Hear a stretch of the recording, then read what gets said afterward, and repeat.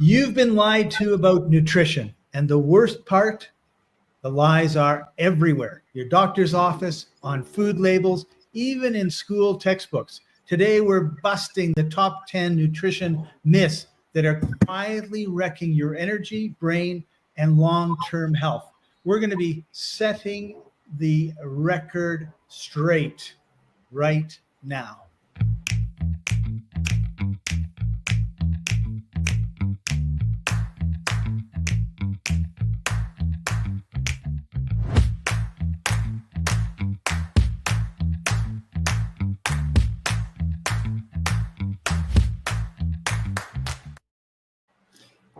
Welcome, everybody. If this is the Life Enthusiast Health Shot Show, we are here to restore vitality to you and the planet. I'm your host, Scott Patton. Joining us, as usual, Martin Patella, health coach at Life Enthusiast. Hey, Martin, how are you doing today? Scott, it's a good day. I am so impressed that you found the one time slot for this neighbor of yours to start sawing, drilling, or cutting, or whatever the heck he's doing.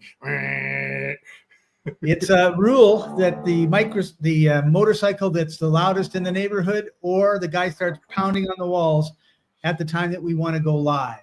I think you have a renovation underway in your neighborhood, right? I don't know. It just started like this morning. So yeah, all right. Well, it's perfect. So this is known as the rule of the what?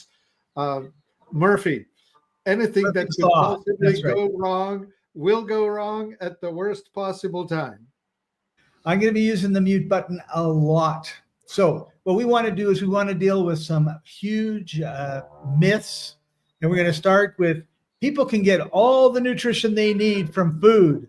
They're getting their vitamin D, their potassium, their magnesium, all that sort of stuff. And everything from food. Yes, sir. Everything from food. So that's obviously the way it is. We eat, right? Yeah, of course. Well, back in about 1880, what they called food, we now call biodynamic, organic, natural, reproductive, or something like that food. Like we have to pile a stack of adjectives to it, because what comes as food now is grown in using industrial methods on a fertilized soil, which has been treated with herbicides, pesticides, without the replenishment of the microbes, without the replenishment of the minerals. What else is missing in that? Well, I think that's about it.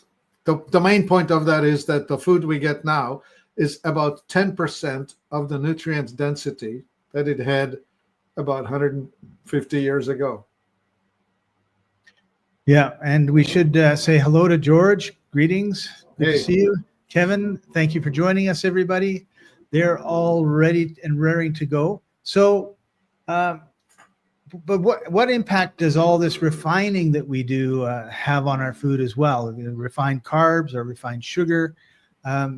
Surely that has no negative impact. I suppose pizza was invented in Italy for people who worked in the fields. Right? Like in northern Italy, the Po Valley, that's where that's the granary of the Roman Empire. That's where they grew most of it. You would work hard in the field with hand implements, and you would be pitching heavy loads and digging and plowing, and I don't know what else they were doing. But I'm visualizing that these guys were putting out 5,000 calories a day, no problem. So they needed high calorie density food to feed them. So pizza is an example. That high density calorie food also had high density nutrition, right? I mean, it wouldn't. Not so much, but it's like this. I remember clearly, I was 25. I was working in a sawmill. I was lifting weights my entire shift. Yeah, I started at 7 a.m. and I was finished at 3 p.m. And I lifted tons of stuff, like physical work. The muscles on my shoulders, on my back were like so. My forearms were like this. And I sat down for my breakfast, and it was a pile, and I had to have a snack at 10, and I had to have a big lunch, and my lunch was 2 huge sandwiches, and my dinner, I could put away a 14-ounce steak, not bat an eyelid. Right? You remind me of my uncles. They were all on the farms, and they would be throwing bales of hay all over the place, and they were as fit can be. And then when it came time to leave the farm and let the sons take over, they ballooned. There's no other way to put it, right? Yeah, if you don't change like right now, if I eat a piece of meat, it's this big. I mean, equivalent of 1/4 pound hamburger patty. That's about my serving now. That's all we need. I would have 4, 5, 6 of them. Right. Okay, so you cannot get all your nutrition from your food. Yeah, I promise you cannot. The nutrient density is not there. And if you eat the style of calories, the meals that were designed for hardworking people, and you use them when you're sitting down at a computer for 8 hours or 12 hours a day, and all you do is work with your fingers, that's not a lot of physical energy. Right. And that's the way most people are. Now, a big problem a lot of women have is osteoporosis. And of course, the best way to solve osteoporosis, according to the experts, is dump more calcium into your body so that you can have strong bones, because everyone knows bones are made of calcium. Well, that part is true. Calcium gets deposited into the body using cholecalciferol, which is the name of vitamin D3. There is osteoblast and osteoclast. Those are the hormones, enzymes that are responsible for bringing the calcium in and taking the calcium out. And the calcium comes out to alkalize stuff in the body, and calcium comes back in when the acidity level is dropping. So this is an in and out, just like you're breathing in, out. Calcium is coming into the bone and out of the bone all the time, depending on the balance of the terrain, of the pH within the body. So inside of the nutrient balance, if you eat a diet that's acidifying for you, you'll be taking calcium out of storage to buffer the acidity that's in the fluids, in the liquid. But here's the most important thing about the bone. A bone is strengthened at the site where a muscle is attached. And it's the stress of the muscle that's pushing against the bone that's causing the hardening of the bone, the deposition of the minerals. So if you're not stressing your body by having physical activity, you are not needing the minerals in the bone. So they just don't go there. Why bother storing the minerals if you're not going to have any stress on the bones? And that's what happens to the astronauts when they are living in zero gravity. The longer they're in zero gravity, the more they lose their bone mass. Osteoporosis is one of the biggest problems when they come back. Cool. All right. So that's number 2. Number 3 is the sun is very, very dangerous. We always need to splash on as much sunblock as we can to prevent skin cancer. Oof. Well, you can make things worse by applying to your skin chemicals that are in fact carcinogenic. What you need to do is you need to gradually increase the exposure to the sunlight so that you gradually increase the melanin in your skin. So it is really terrible if you burn yourself. Like getting a sunburn by overdoing it is truly detrimental to your skin. Well, and there's also a big difference between 20 minutes in the sun and 4 hours in the sun and 12 hours in the sun. Right. Well, whatever your dose is, I have Swedish genetics. So I turn into a lobster inside of 15 minutes on a summer day. Like I don't have a long stretch of sun exposure before I'm burned. But so this is why it's important to know yourself, right? Like, you know how long you can be, where you can be, and when it's kind of dangerous. Yeah. And you need to increase your exposure gradually, and you need to train your body to it, which, of course, again, I live an indoor life. I'm an office rat. So I have to be super careful. I go to the beach. I do, but I only give myself a 15-minute because that's my limit. Tomorrow I could do 20, except Okay. I don't get around to it for another month because I don't get a chance to get out. We have a good comment from Kevin. I Yeah. agree. Have not used sunblock, but do take care to start with a short exposure time and then increase. And I think Absolutely. that's really the way to Yeah. do it. Gradual does it. And so as parents, you have to watch your children, right? Like, Yeah. get them out in the sun, get them in, get them out in Yeah. the sun, get them in, Yeah. and give them and a chance to get there. start them early in the springtime when the sun is not so bright, so that by the time the hot days of summer arrive, they have already developed the natural protection of having the melanin in the skin. They'll be suntanned. That thing is good. Yeah. All right. So number 4 on our list, we're gonna have to go a little bit quicker if we want to get them all done Yeah, today. I didn't think you can possibly make me finish it in time. Go for it. Snack frequently to avoid overeating. And what is snacking frequently if not overeating, by the way? But anyway. The best thing I can ever tell you is to reduce the number of meals, because thyroid dominant people, 3 meals a day, adrenal dominant, 2 meals a day, and pituitary also 2 meals a day. The adrenal love a big dinner, small lunch, 0 breakfast. And pituitary, big breakfast, small lunch, 0 dinner. And thyroid, 3 equal meals, breakfast, lunch, dinner. Don't snack. If you want to put on weight, that's the surest way to add calories to your world. So we should probably jump in here with a little bit about the 18 hours fasting in a day sort of thing. Yeah. Intermittent fasting. Intermittent fasting. Works best for both the pituitary and the adrenal because they can easily go with 1 meal a day. You can train yourself to be a 1 meal a day person, but if you're thyroid dominant like you and I, it's not particularly easy. Not snacking is really, really difficult.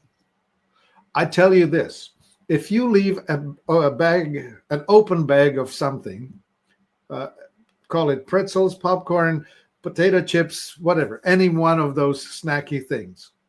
If you leave that bag with me, I'll empty it. Guilty as charged, Your Honor. Yep. I can resist anything except temptation is how I put it. And George talks a little bit about transit time through the digestive system is important. All right. Well, that's another story there altogether. We need to aim for about 24 hours. There should be a major evacuation of your bowel timed with about every big meal that you eat in a day. So if you eat 3 serious meals, then you should probably expect 3 bowel movements every day, which is not necessarily the norm. You go to a doctor, they'll tell you, oh, once every 3rd day is okay. It's not. And then the transit time is another thing. You can check your transit time by eating something like corn on the cob or red beets. I was going to say, I drink a beet juice or I eat beets. I love beets. Yeah. Man, oh man, it's like, am I bleeding out here? What's going on? Yeah. But here's an interesting thing. If you do the corn on the cob, you will see they will be coming out empty, right? Like they're just the casings coming through. But the first ones arrive at the early time, and then you don't eat it until you see the last ones leave. And you'll be surprised that you will see, okay, say 12 hours if you're early, or 24 hours if you're a regular guy. But if they don't show up for 48, you're slow. And then if the last one doesn't show up for another 2 days later, you're really slow, stragglers. That doesn't sound good. Yeah. Okay, sugar in moderation is fine. Like we should be no problem with sugar and carbs and. Well, yeah. Refined sugar is not the same thing as raw sugar. And sugar in plants, as in fructose, is not the same thing as sucrose, which ain't the same thing as glucose and mannose and galactose and whatever. So it's complicated. But I promise you that there is no such thing as a healthy, high concentration of energy. So even the carbohydrates, which come in the form of rice, potato, or wheat, they are still high energy food, which will spike you. And here's what happens. You spike your glucose, that's followed by a spike of insulin, which converts the glucose into triglyceride, and that converts it into cholesterol and into fat, into lipids. So don't do that, because insulin's job is to make you fat, because it wants to create reserves. And the reason it does it is because you have spike in glucose. So if you want to be skinny, don't spike your glucose. Okay.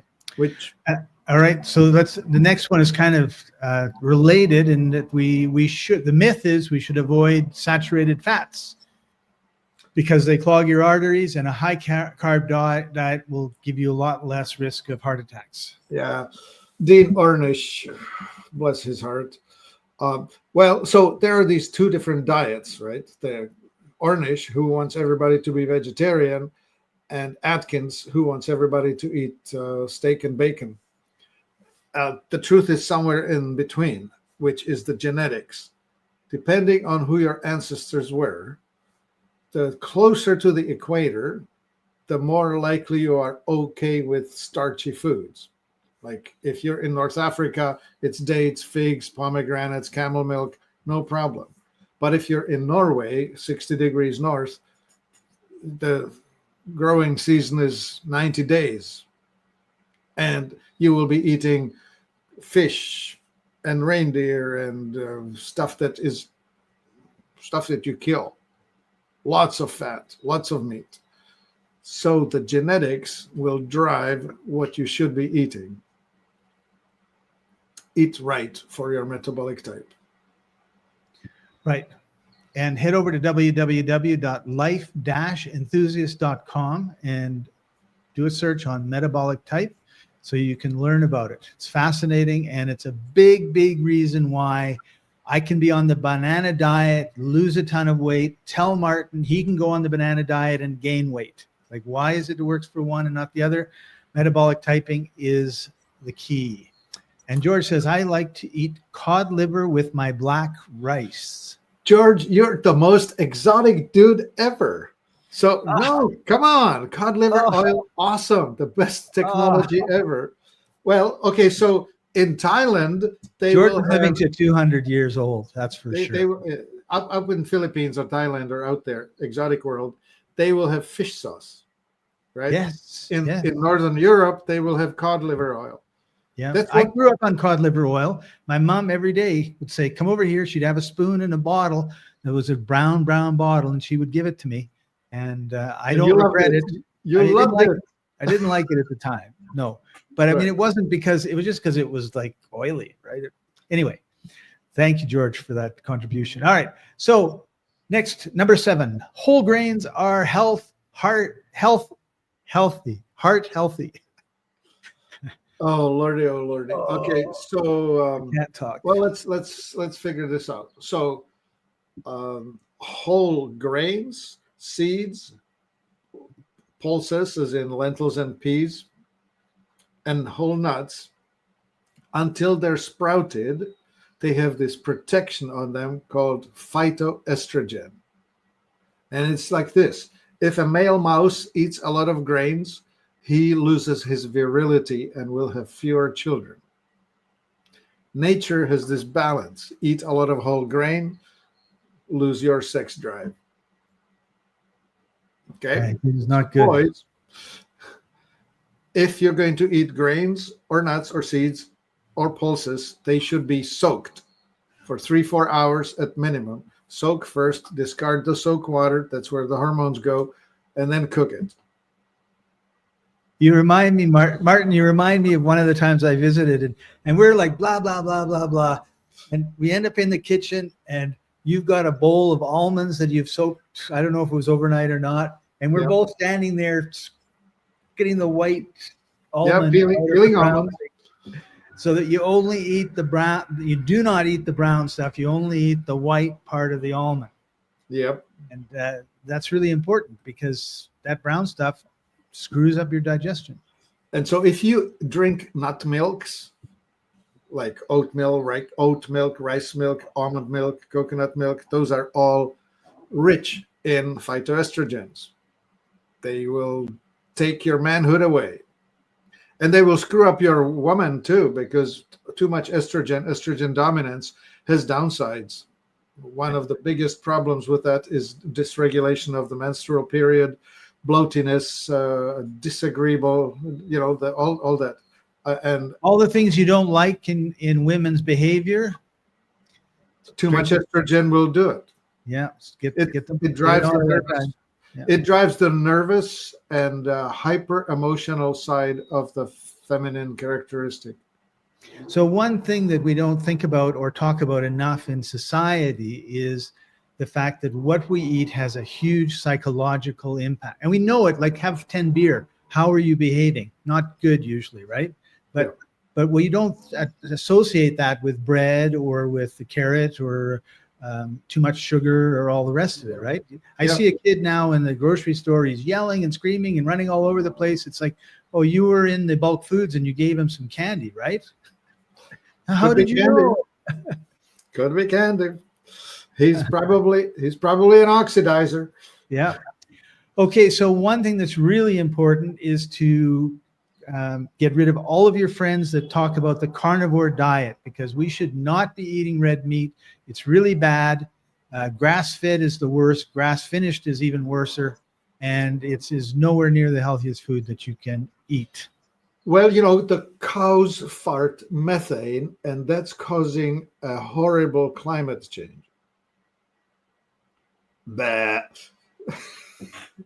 That was another myth. Just last night, I was watching a deposition by a woman who's used to work for the World Bank somewhere and connected into Deutsche Bank and JP Morgan and connected here, there, and everywhere. She's a whistleblower now, and she said all at that ESG, which is social something, get along, all that promoting of the carbon healthy, whatever, all nonsense.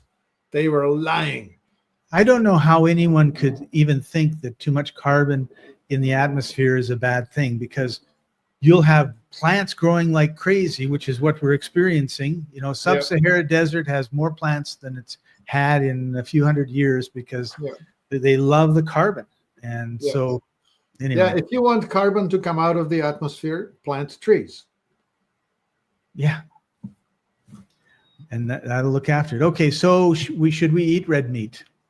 Oh, that. Okay, well, that depends on your genetics. So if your endocrine dominance is a good match, and if your metabolic type is a good match, then you're going to do just fine. Your ancestors were either the hunters or the farmers or the fishermen, or I don't know what other options there are, but depending on what your ancestors did, you are fully adapted to a specific diet. So yes, if your ancestors were tropicals from Malaysia or the Philippines, you can eat more on the plant side compared to the ones who were from North France or British Isles or whatever. Those were not well adapted to eating papaya. Right. I love papaya. But as you were talking, I was thinking, if you push your mind back into like 2, 3, 4, 5,000 years ago, and then you set yourself in the Sahara Desert, there was the shepherds, they had goats, and they're running around with their goats. But if you go to North America, you had the Indians running after buffalo. Yep. And then, and you go to Scotland, you had sheep.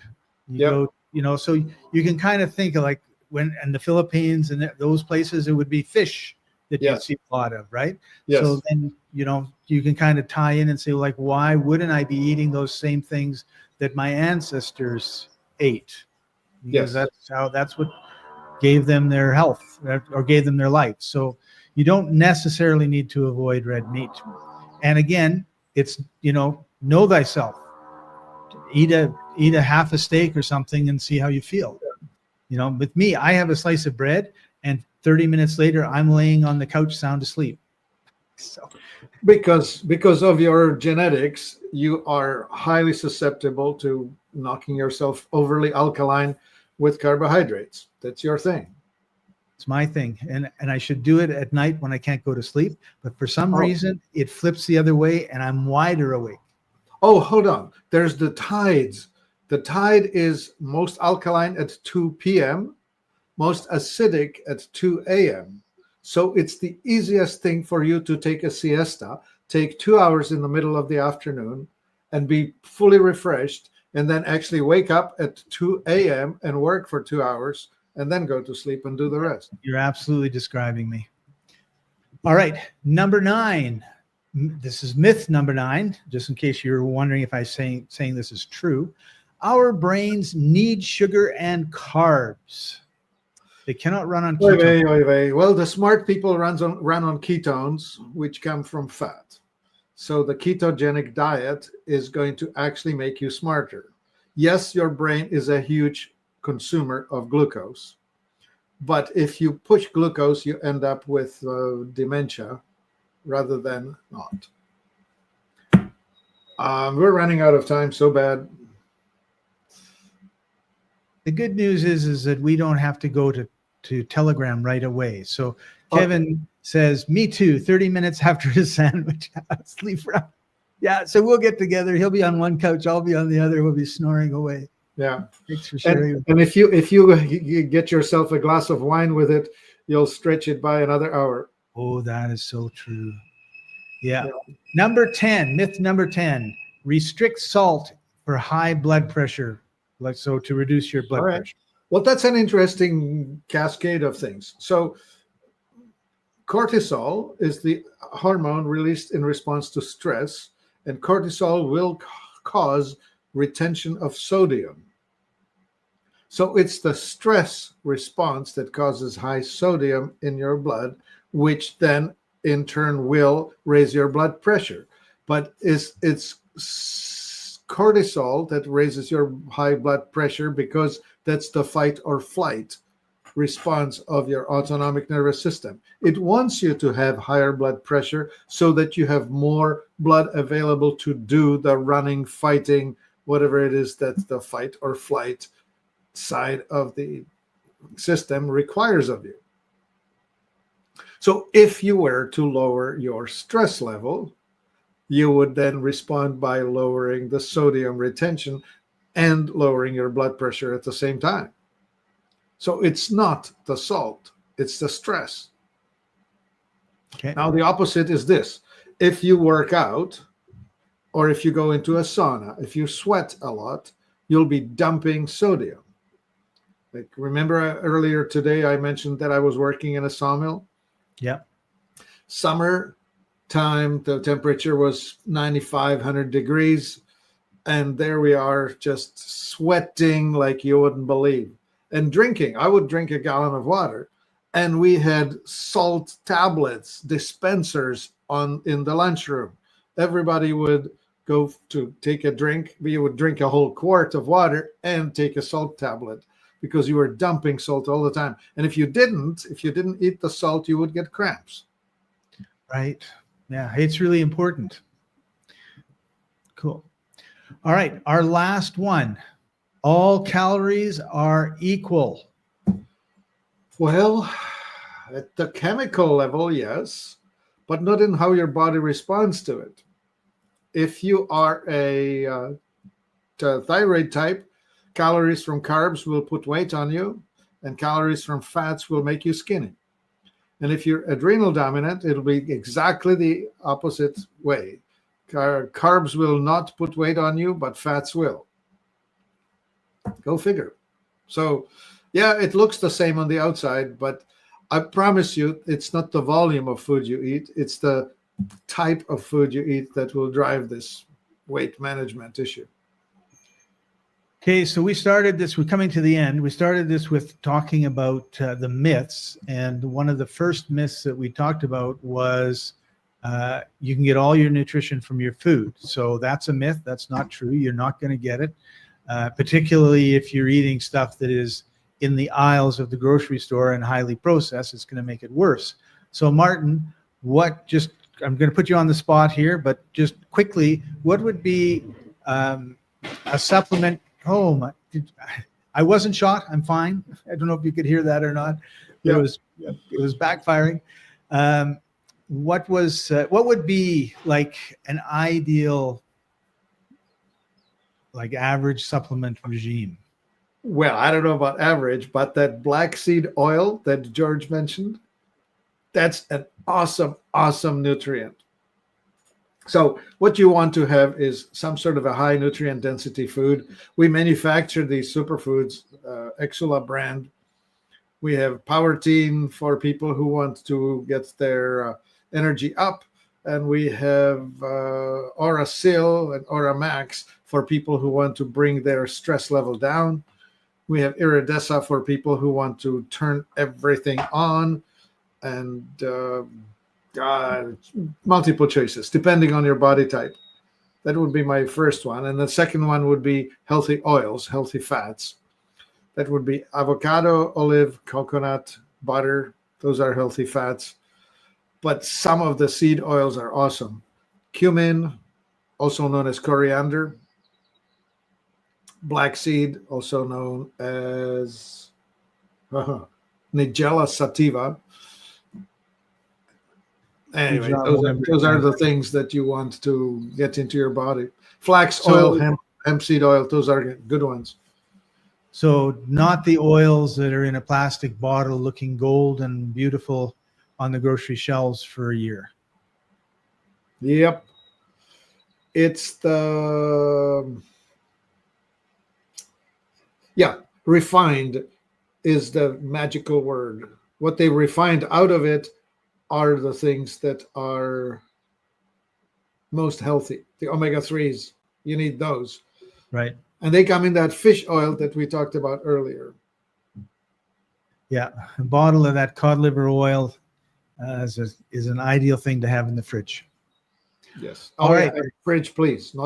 Doesn't do well at room temp. Right.